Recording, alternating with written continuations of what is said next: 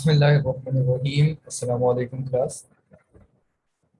बेटा, जैसे कि लास्ट लेक्चर के अंदर हमने बहुत सा टॉपिक मॉडल और एटॉमिक नंबर और एटॉमिक मास से रिलेट कुछ न्यूमेरिकल सॉल्व किए थे।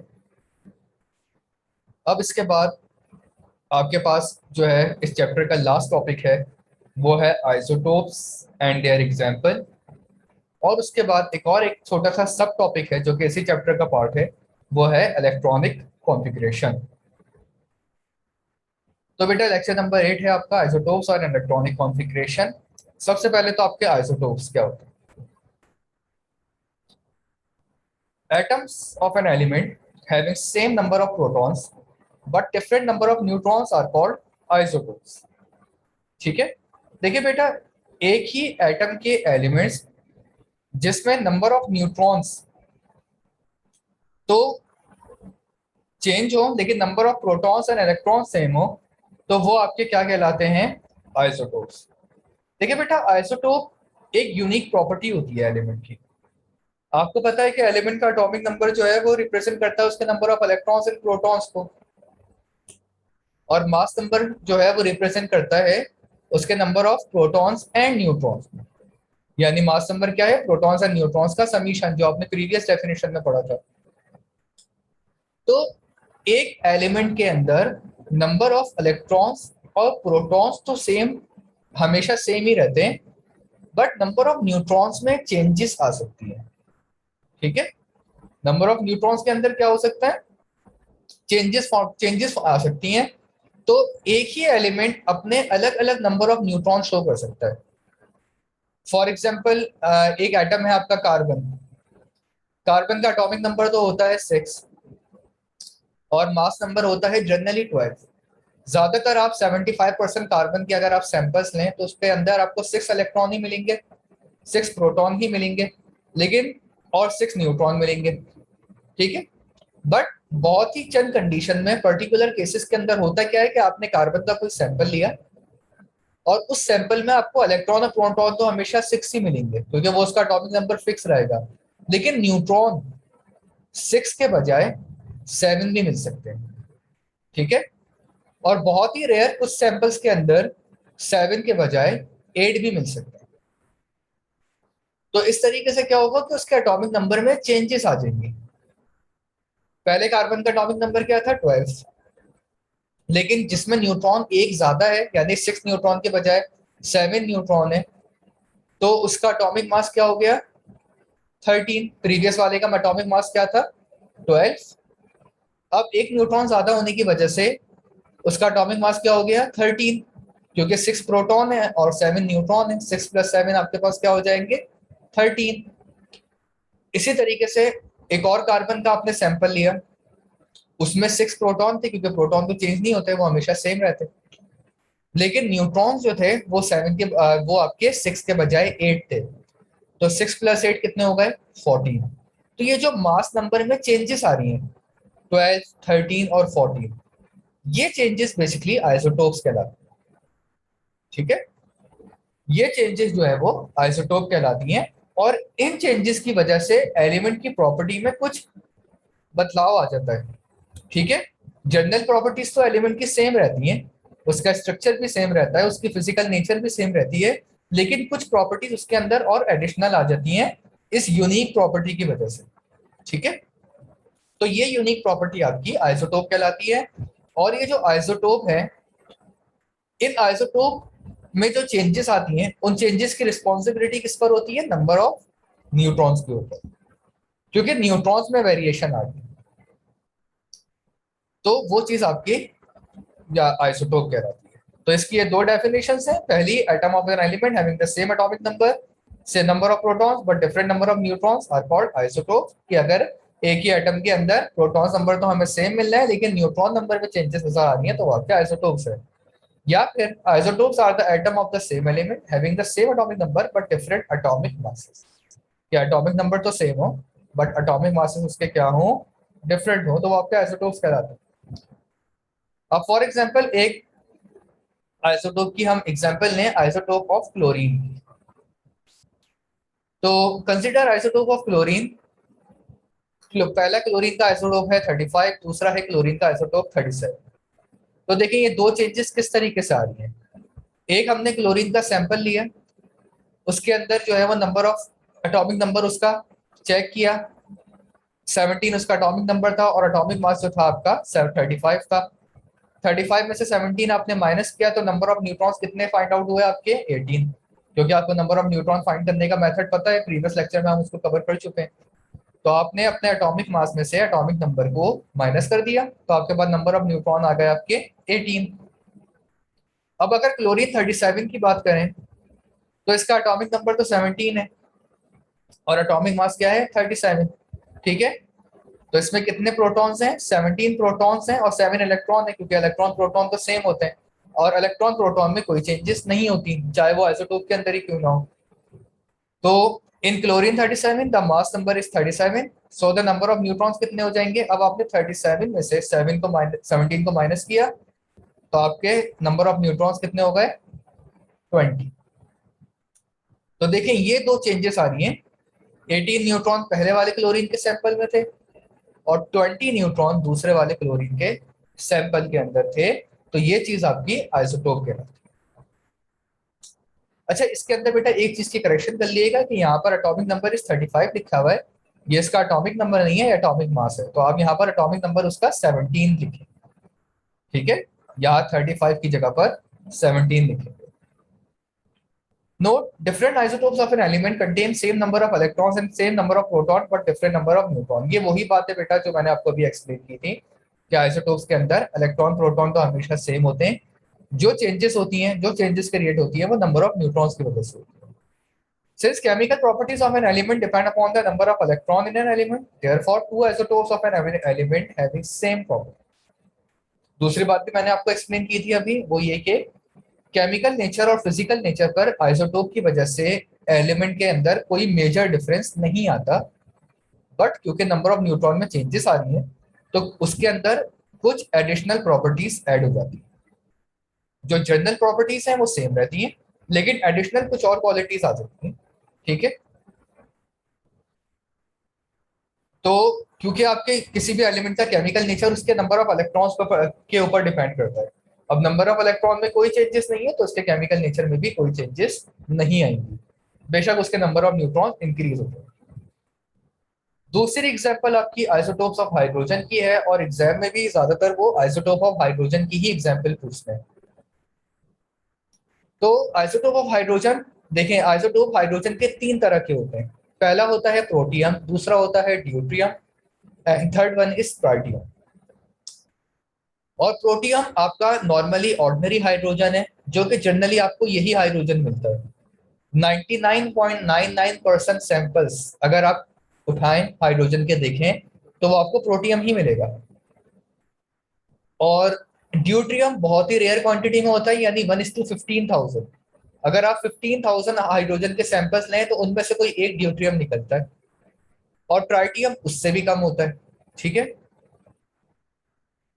तो प्रोटियम में जो इसका एटॉमिक नंबर होता है वो 1 होता है और एटॉमिक मास भी 1 होता है, यानी ये प्रोटियम है, इसमें एक इलेक्ट्रॉन होता है और एक प्रोटॉन होता है, ठीक है।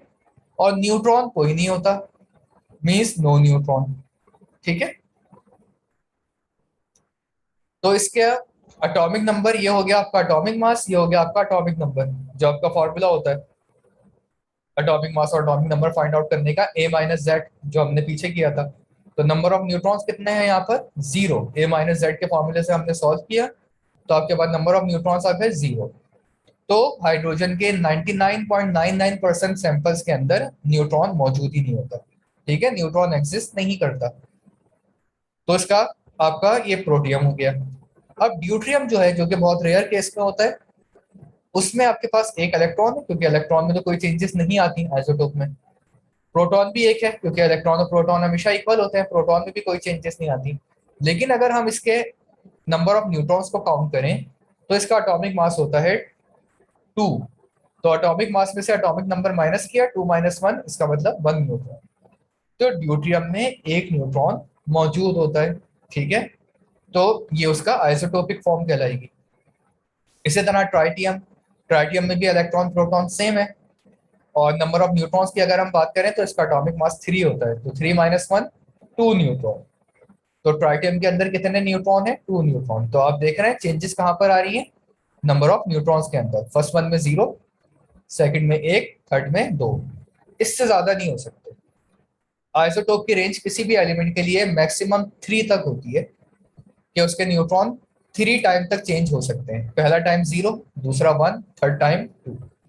अब 3 न्यूट्रॉन, 4 न्यूट्रॉन, 5 न्यूट्रॉन ये नहीं हो सकता। ये अब तक जो है वो डिस्कवर नहीं हुई ऐसी कोई भी चीज। तो ये आपकी आइसोटोपिक फॉर्म कहलाएंगी। तो बेसिकली ये आपके आइसोटोप्स होते हैं। अच्छा, अगर आप पीरियोडिक टेबल में देखेंगे एटॉमिक मास को हाइड्रोजन के, तो आपको एटॉमिक मास 1 लिखा हुआ ही नजर आएगा, यानी कि उसमें कोई न्यूट्रॉन नहीं होगा। उसकी वजह यह है कि आप एक ही एलिमेंट के 3 तरह के एटॉमिक मास नहीं लिख सकते। क्या आपने उसका एटॉमिक मास 1 भी लिख दिया, 2 भी लिख दिया, 3 भी लिख दिया, तो आप न्यूमेरिकल कैसे सॉल्व करेंगे आगे? अगर आपके एटॉमिक मास में आप तीनों तरह के न्यूमेरिकल्स एटॉमिक मासेस लिख देंगे, तो आप उसके न्यूमेरिकल्स को सॉल्व भी नहीं कर सकते, क्योंकि आपको कोई एक डेटा चाहिए होता है। तो हम ये देखते हैं कि एलिमेंट सबसे ज्यादा कौन से एटॉमिक मास के साथ एग्जिस्ट करता है। ठीक है, हम क्या देखेंगे कि सबसे ज्यादा वो कौन से एटॉमिक मास के साथ एग्जिस्ट कर रहा है। तो हाइड्रोजन 99.99% टाइम्स जो है वो एटॉमिक मास नंबर 1 के साथ ही एग्जिस्ट करता है, जिसमें न्यूट्रॉन नहीं होते। जो नंबर 2 और 3 के एटॉमिक मासेस हैं, तो ये तो बहुत ही रेयर केस में होता है। तो इस वजह से हम पीरियोडिक टेबल में जनरली जो उसका एटॉमिक मास पुट करते हैं वो एटॉमिक मास 1 ही पुट करते हैं, और अपने न्यूमेरिकल्स के अंदर भी 1 ही रखते हैं। So all these 3 isotopes have same chemical properties, but they contain same number of electron, but the difference is the mass due to the difference in number of neutrons. तो यहाँ पर वही आखिर में उन्होंने कंक्लूजन किया है कि इन आइसोटोप्स की केमिकल प्रॉपर्टीज सेम है, क्योंकि इनमें नंबर ऑफ इलेक्ट्रॉन सेम है। बस जो चेंजेस आ रही हैं वो मास के अंदर आ रही हैं, और उस चेंजेस की रिस्पॉन्सिबिलिटी नंबर ऑफ न्यूट्रॉन्स पर है। तो ये आपका आइसोटोप का टॉपिक था। अब है एप्लीकेशन ऑफ आइसोटोप्स, कि आइसोटोप बेसिकली इस्तेमाल कहाँ पर होते हैं। Usually isotopes are radioactive in nature except stable isotopes, so the radioactive isotope are used as a tracer to trace many hidden things. Therefore a radioisotope helps in diagnosis of so many diseases. तो देखिए बेटा, isotopes जो हैं, ज्यादातर isotopes radio active होते हैं। Radio active यानी जिनमें से रेडिएशन निकलती है, अल्फा बीटा गैमा रेसेस। तो ये रेडिएशन आपके पास जो फॉर्मेशन होती है इन रेडिएशन की, तो इन रेडिएशन का रीजन आइसोटोपिक फॉर्म भी होती है। इसके अलावा अब ये आइसोटोप्स का काम क्या होता है कि ये आइसोटोप मुख्तलिफ हिडन थिंग्स को लोकेट करने के लिए इस्तेमाल होते हैं। ऑब्जेक्ट्स जो छुपे हुए हों, फॉर एग्जांपल बॉडी के अंदर कोई बीमारी है, कोई ट्यूमर है, कोई डिसीज है जो कि नॉर्मली आम आंखों से नजर नहीं आ रही। फॉर एग्जांपल आपकी किसी ऑर्गेन में मौजूद है, तो वो किस जगह पर है, उसका साइज कितना है, कितनी उसकी लोकेशन है, उसकी स्प्रेडिंग किस तरीके से हो रही है, तो ये सब आइसोटोप्स की मदद से हम रिलोकेट करते हैं। तो आइसोटोप जो है, और इसके अलावा रेडिएशन प्रोसेस में भी इस्तेमाल होते हैं। मुख्तलिफ किसी जगह पर अगर रेडिएशन फैल गई है, केमिकल बायोलॉजिकल रेडिएशन हैं वो फैल गई हैं, तो उनको लोकेट करने के लिए कि उन रेडिएशन की क्वांटिटी कितनी है, उनकी इंटेंसिटी कैसी है, तो उसको कैलकुलेट करने के लिए भी, उनको लोकेट करने के लिए भी आइसोटोप्स का इस्तेमाल किया जाता है, रेडियो एक्टिव आइसोटोप्स का। सो मुख्तलिफ डिसीजेस की डायग्नोसिस के लिए इस्तेमाल होते हैं, मुख्तलिफ मेडिकल पर्पसेस में इस्तेमाल होते हैं, just like MRI, CT scan, PET scan. From a radioactive isotope, radiation are emitted which help in the cure of many diseases like cancer, in which disease radiation are used for radiotherapy purpose. इसी तरह cancer की treatment के लिए, जो कि आपकी एक major disease है, तो उसकी ट्रीटमेंट के लिए भी रेडियो आइसोटोप इस्तेमाल होते हैं, क्योंकि कैंसर के अंदर जो मुख्तलिफ किस्म के ट्यूमर्स बॉडी में जनरेट हो जाते हैं, ठीक है, जिस भी ऑर्गेन का कैंसर है, लंग कैंसर है, स्टमक कैंसर है, इंटेस्टाइनल कैंसर है, तो उसमें जो ट्यूमर्स की लोकेशन है उनको लोकेट करने के लिए, और बाद में उन ट्यूमर्स को डिस्ट्रॉय करने के लिए भी, उसकी ट्रीटमेंट के लिए भी आइसोटोप्स का इस्तेमाल किया जाता है, रेडियो एक्टिव आइसोटोप्स का। तो ये कुछ उनके बेटा यूजेस थे रेडियो एक्टिव आइसोटोप्स के, और आइसोटोप्स का टॉपिक यहाँ पर आपका कवर होता है। अब इसके बाद आपके पास टॉपिक है इलेक्ट्रॉनिक कॉन्फ़िगरेशन। देखिए बेटा, इलेक्ट्रॉनिक कॉन्फ़िगरेशन आपने पता है कि आपके एटम के शेल्स होते हैं, K shell, L shell, M shell, और उन शेल में नंबर ऑफ इलेक्ट्रॉन्स पुट किए जाते हैं। तो वो चीज आपकी इलेक्ट्रॉनिक कॉन्फ़िगरेशन कहलाती है। ठीक है, आपके पास 5 किस्म के शेल होते हैं, K shell, L shell, M shell, N shell, O shell and P shell, sorry 6 types. तो इनमें बेटा हर शेल में कितने नंबर ऑफ इलेक्ट्रॉन्स आ सकते हैं, उसके लिए एक फार्मूला होता है, और वो फार्मूला क्या है, 2n⁻², यानी कि 2n²। ये आपका फार्मूला होता है। तो अगर आपके पास नंबर ऑफ शेल जैसे जैसे आपके इंक्रीज होते हैं, वैसे वैसे आप अपनी एन की वैल्यू को पुट करते रहते हैं। फॉर एग्जाम्पल के शेल, के शेल सबसे पहला शेल है, तो आपने एन की जगह पर क्या पुट कर दिया, 1 पुट किया, 1⁻²। 1⁻² क्या होती है आपके पास, 2, सॉरी 1, क्योंकि 1 के ऊपर कोई भी पावर लगाए आंसर 1 ही आता है। 1 × 1 1 × 2 यानी कि 2। यानी इसको जब आप पूरा कैलकुलेट करेंगे तो कितने इलेक्ट्रॉन के शेल के अंदर आ सकते हैं, 2 इलेक्ट्रॉन मैक्सिमम। इससे कम आ सकते हैं बट इससे ज्यादा नहीं आ सकते। उसकी मैक्सिमम कैपेसिटी उस शेल की कितनी है, 2 इलेक्ट्रॉन्स की। इसी तरह अगर हम एल शेल की बात करें, तो एल शेल में आपके पास फार्मूला वही रहेगा 2n², यानी कि 2n⁻²। अब एल आपका कौन से नंबर का शेल आ रहा है, सेकंड नंबर का। तो आपने एल की जगह पर अपना पुट कर दिया 2, 2⁻²। तो यहाँ पर 2⁻² आपके पास क्या हो गई, 4, 4 × 2, यानी कि ये जो 2 यहाँ पर है, 4 × 2 आपका क्या हो गया, 8। तो आपके एल शेल के अंदर मैक्सिमम नंबर ऑफ इलेक्ट्रॉन्स कितने आ सकते हैं, 8 इलेक्ट्रॉन्स। थर्ड आपका एम शेल है, एम शेल में भी फॉर्मूला वही रहेगा 2n⁻²। अब एन आपके पास क्या है, 3, क्योंकि आपके पास शेल का जो नंबर आ रहा है वो तीसरे नंबर पर आ रहा है।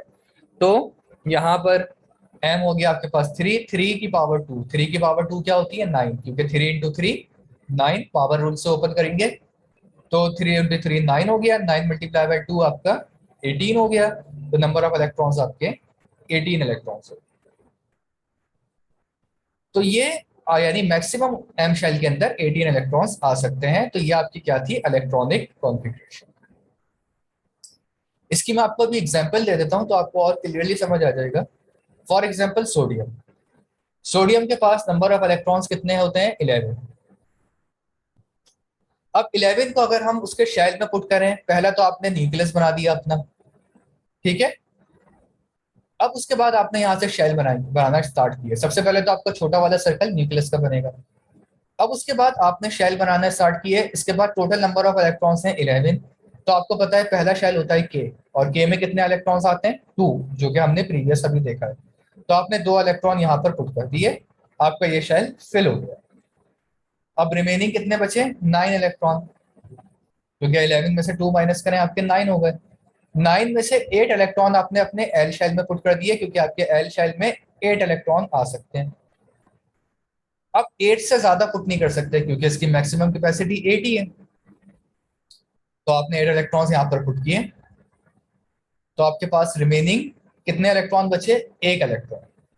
अब एक इलेक्ट्रॉन आपने अपने तीसरे शेल को ड्रॉ किया और उसमें पुट कर दिया। तो तीसरा शेल आपका कौन सा हो गया, एम शेल। तो इसकी इलेक्ट्रॉनिक कॉन्फ़िगरेशन क्या हो गई, 2 8 1।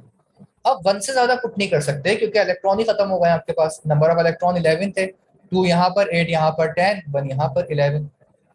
तो शेल में कम तो आ सकते हैं लेकिन ज्यादा नहीं आ सकते, ठीक है। तो आप यहाँ पर जैसे 8 की जगह 9 पुट नहीं कर सकते। इसी तरह दूसरी है कॉन्फ़िगरेशन एटॉमिक स्ट्रक्चर कार्बन का। कार्बन के पास नंबर ऑफ इलेक्ट्रॉन्स होते हैं 6, एटॉमिक नंबर कार्बन का होता है आपका 6। तो 6 में से 2 इलेक्ट्रॉन्स आपने यहाँ पुट कर दिए, बीच वाला आपने न्यूक्लियस बना दिया अपना सेंटर। अब जरूरी नहीं है कि इस तरह का पूरा डिजाइन बनाए, आप सिर्फ सिंपल एक छोटा सा सर्कल बनाएंगे जो कि न्यूक्लियस को रिप्रेजेंट करेगा, और उसको किसी भी कलर से हाईलाइट कर दें। तो ये न्यूक्लियस हो गया आपका। अब आपके पास कार्बन के पास टोटल नंबर ऑफ इलेक्ट्रॉन 6 होते हैं, एटॉमिक नंबर इसका क्या है, 6। तो 2 इलेक्ट्रॉन तो आपके के शेल में आ गए और रिमेनिंग 4 इलेक्ट्रॉन्स आपके एल शेल में आ गए। तो 2 इलेक्ट्रॉन यहाँ पर के शेल की कैपेसिटी फिल हो गई। और बाकी रिमेनिंग 2 इलेक्ट्रॉन्स आपके एल शेल में आ गए। तो ये आपका कार्बन का स्ट्रक्चर भी कंप्लीट हो गया। ये जो मैं आपको बेटा स्ट्रक्चर के एग्जांपल्स दे रहा हूँ, ये आपको अपनी कॉपी में भी करनी है। इसी तरह आप सर्कल्स बनाएंगे और अपने शेल्स को फिल करेंगे, कार्बन के लिए भी और सोडियम के लिए भी। इसी तरह थर्ड एग्जांपल आपकी सिलिकॉन। तो सिलिकॉन का बेटा एटॉमिक नंबर जो है वो आपका 14 होता है, ऊपर लिखा हुआ भी है। एलिमेंट का नाम यहाँ पर सिलिकॉन, एटॉमिक नंबर आपका 14। अब 14 में से बेटा वैसे ही शेल पुट करेंगे हम। के शेल में आपके पास आ गए 2 इलेक्ट्रॉन, ये हो गया इसका न्यूक्लियस। के शेल में आपके पास 2 इलेक्ट्रॉन आ गए। एल शेल में आपके पास हो गए 8 इलेक्ट्रॉन, क्योंकि जो उसकी कैपेसिटी है। तो रिमेनिंग कितने बचे आपके पास? 4 इलेक्ट्रॉन्स। तो वो 4 इलेक्ट्रॉन्स आपने यहाँ पर अपने पुट कर दिए। तो ये आपका शेल यहाँ पर कंप्लीट हो गया। 2 8 10, 10 + 4 14। तो आपकी शेलिंग कॉन्फ़िगरेशन किस तरीके से हुई? K = 2, L = 8, M = 4। ये आपने अपना स्ट्रक्चर ड्रॉ कर दिया। और एग्जाम में इस तरह स्ट्रक्चर ड्रॉ करने को आता है। वो आपको एटॉमिक नंबर एलिमेंट का दे देंगे और बोलेंगे draw its structure and mention their shells, कि आपको उनके शेल्स मेंशन करने हैं कि वो कहाँ तक पहुंच रहे हैं और उनका स्ट्रक्चर ड्रॉ करके बताना है। तो आपने as it is structure draw किया और यहाँ पर मेंशन कर दिया कि के में आपके पास 2 हैं, एल में 8 हैं, और अगर एल से आगे जा रहा है तो एम तक 4 है। अब यहाँ पर मैं आपको सेल्फ प्रैक्टिस के लिए कुछ क्वेश्चंस दे रहा हूँ। हीलियम है जिसका एटॉमिक नंबर है 2, नियॉन है इसका एटॉमिक नंबर है 10, chlorine atomic number 17, nitrogen atomic number 7। आपको करना ये है कि इन चारों के आपको इसी तरीके से शेल्स ड्रॉ करने, इनको मेंशन करना है कि के में कितने हैं, एल में कितने हैं, एम में कितने हैं। ठीक है, अगर वो एल और एम तक पहुंच रहे हैं, जहां तक भी वो शेल तक पहुंचते हैं, आपने मेंशन करके बताना है कि आपके किस शेल में कितने इलेक्ट्रॉन्स आपने पुट किए हैं। और अपना ये होमवर्क करके मुझे इसकी स्नैप आप शेयर करेंगे। ठीक है, और इसके अलावा जो एटॉमिक नंबर और एटॉमिक मासेस के मैंने न्यूमेरिकल फाइंड आउट करने के लिए दिए थे, सॉल्व करने के लिए दिए थे, उसको भी आप सॉल्व करके उसके स्नैप मुझे सेंड करें। और प्लीज रिस्पॉन्स किया करें लेक्चर के जो भी आपको मैं टास्क दिया करूं उसके ऊपर, क्योंकि आप ही का फायदा है इसमें। आपको मेमोराइज भी रहेगा और चीजें कॉन्सेप्ट और डिटेल में क्लियर होंगे जब आप खुद सेल्फ प्रैक्टिस करेंगे इसमें। इसके अलावा इस चैप्टर की एक कुछ बेटा फिल इन द ब्लैंक्स हैं, ये भी अपनी कॉपी में कर लिएगा। जब आप अपनी थ्योरी कंप्लीट कर लें इलेक्ट्रॉनिक कॉन्फ़िगरेशन तक, तो आखिर में ये फिल इन द ब्लैंक्स आप कॉपी कर लेंगे इनको अपने कॉपी के अंदर, और यहाँ पर आपका चैप्टर नंबर 3 का एंड हो। तो आई होप मुझे काम जल्दी मिल जाएगा, सबमिशन आप मुझे जल्दी करवा देंगे, और रिगार्डिंग कोई इशू हो तो आप मुझसे डिस्कस भी कर सकते हैं। ओके क्लास, टेक केयर, अल्लाह हाफिज।